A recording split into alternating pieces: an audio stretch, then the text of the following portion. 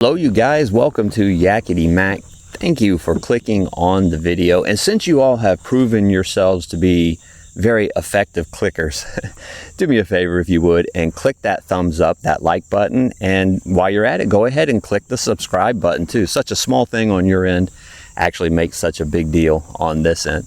So guys, I appreciate you watching the video. We are out here this morning on the last day of the Independence Day holiday weekend, but we've got a gorgeous morning ahead of us. Hopefully we're going to be able to bamboozle some bass. A fish just jumped over here. I don't know what it was. So hopefully we're going to be able to trick them into to hopping on a lure for us this morning. And while we're at it, we're going to talk about kayaks, specifically choosing the right kayak. You know, there's a lot of advice out there. Probably the most common post I see on Facebook from people who are either looking to upgrade or looking to get in this sport is, you know, hey, I weigh this much, or I'm this tall, or I live around this type of body of water. What's the best kayak for me? So we're going to kind of talk about that today, because a lot of the advice given is one of two things. It's either whatever kayak the responder has themselves, and with a picture of it, and this is why this is such a great kayak, or it is, hey, you know, find a dealer in your area that has all these different types of kayaks and demo them first.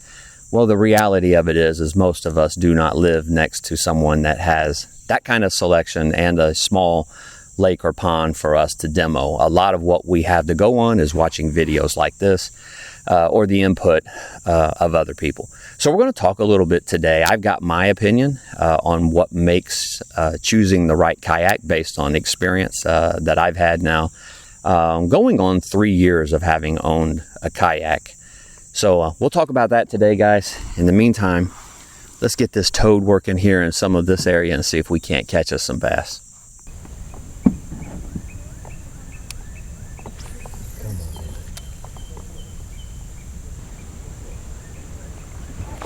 Got him. All right. Got ourselves a nice fish here.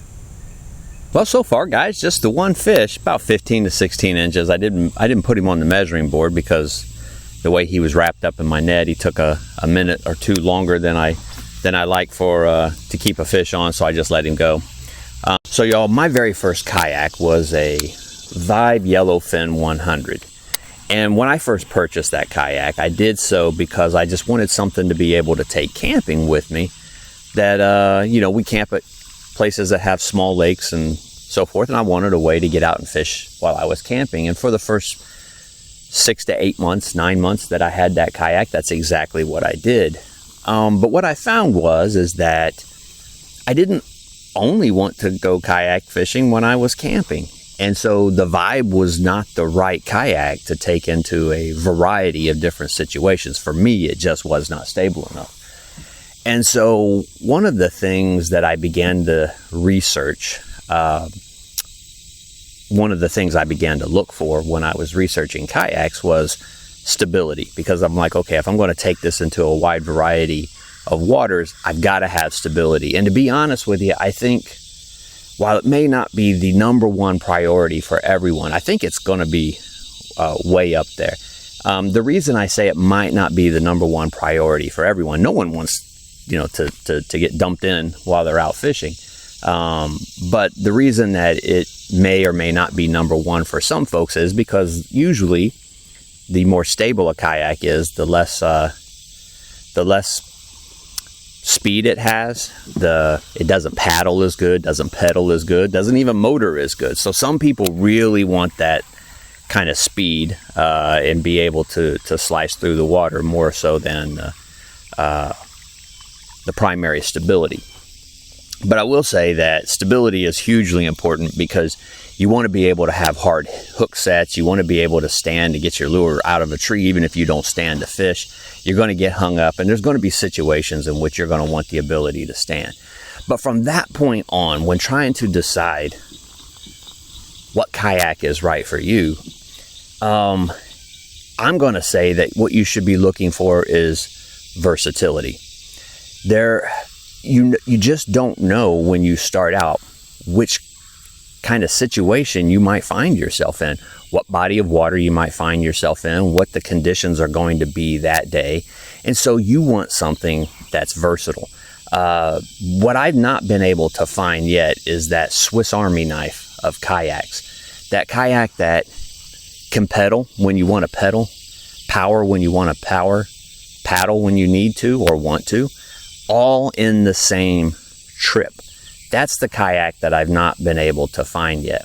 You could say that the EPDL from Old Town, the Big Water, checks all of those boxes, and it probably comes the closest. The issue with that is let's say you want to paddle.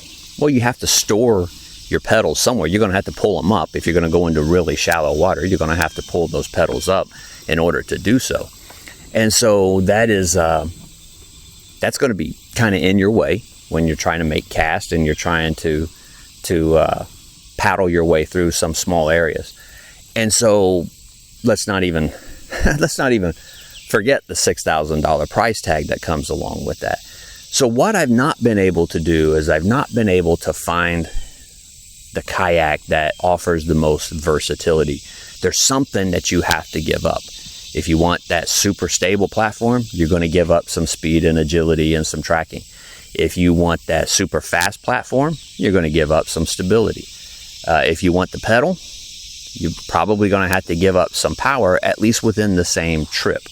Now, you can have both, but you're going to have to, I guess you wouldn't have to raise your pedals up, but otherwise you're going to sit there and have your pedals spinning. If you have a prop drive, you're going to sit there and have your pedals spinning, the whole time that you're trying to motor along somewhere. And of course, that's where you rest your feet. And so versatility is what you should be looking for. Which kayak can you change out depending on the body of water that you're going to? You know, I just recently added a trolling motor to this. So now I have the versatility of paddle if I want to, just leave everything else at home and bring a paddle. Or like today, I have the option to pedal when I'm going to be on a smaller body of water like I am. Or if I'm going to be in a bigger body of water, perhaps a river where I'm going to want to cover more ground, then I have the power. But I don't have the ability to do all of that at one time. One of the kayaks on the market right now that I find very intriguing is the, I believe it's pronounced Kayak, Zulu kayak, in which that has a very open platform. You can get it with a pedal drive unit, so that's a plus. It has some mounting accessory areas on the back end where it looked like it would be very easy to mount a trolling motor. And because of its really kind of flat surface, it's like almost a hybrid between at least it appears to be like a hybrid kind of between a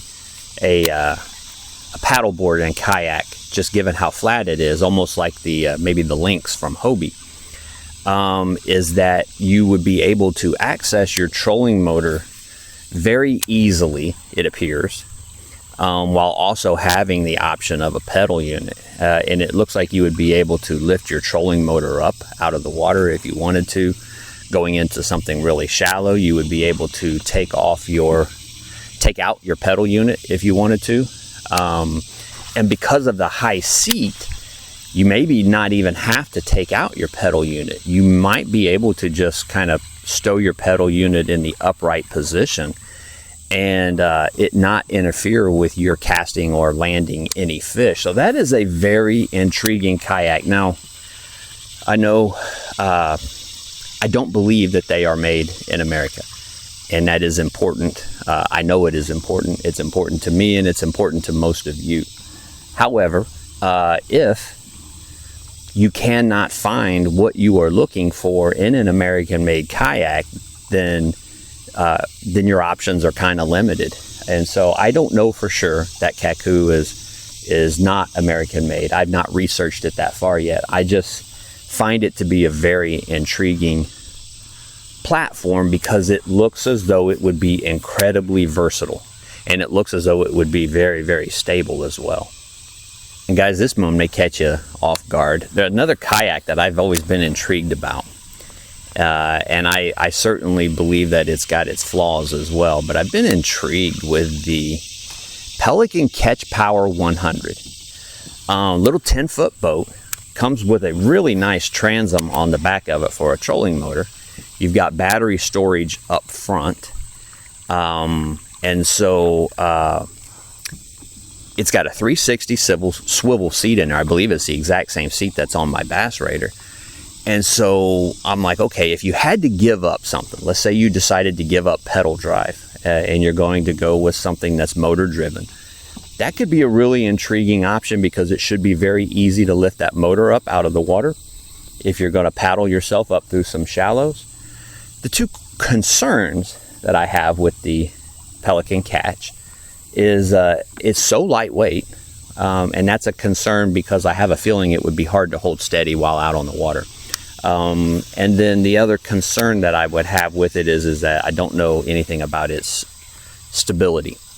I don't know how stable that particular platform is. I was just in Academy over the weekend and they had one there, and it's about a $1,200 kayak, and I was looking at it, and I still wonder a lot about the Pelican Catch Power 100. Like, how good would that vessel be? Would that be something that you could fall in love with pretty easily? I don't know. I certainly know I'm intrigued by it. But it's not something where I'm going to plunk down $1,300 to find out. There is a new kayak on the market. I don't want to say too much in case it never actually happens, but I have reached out to the company that makes this kayak to try to get my hands on one so that I can review it, test it, share it with you all. I've reached out to them last week. I've not heard back from them yet, but I've asked them to check out the channel and check out my metrics and consider me.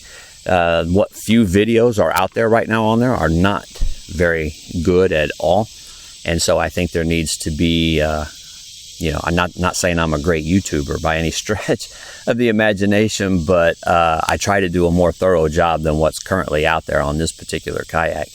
And so fingers crossed that comes through, guys, and I'm able to do that. If you think you might be interested in seeing something like that coming up, hopefully it all happens. Make sure you subscribe to this so that you'll get notified when that does drop.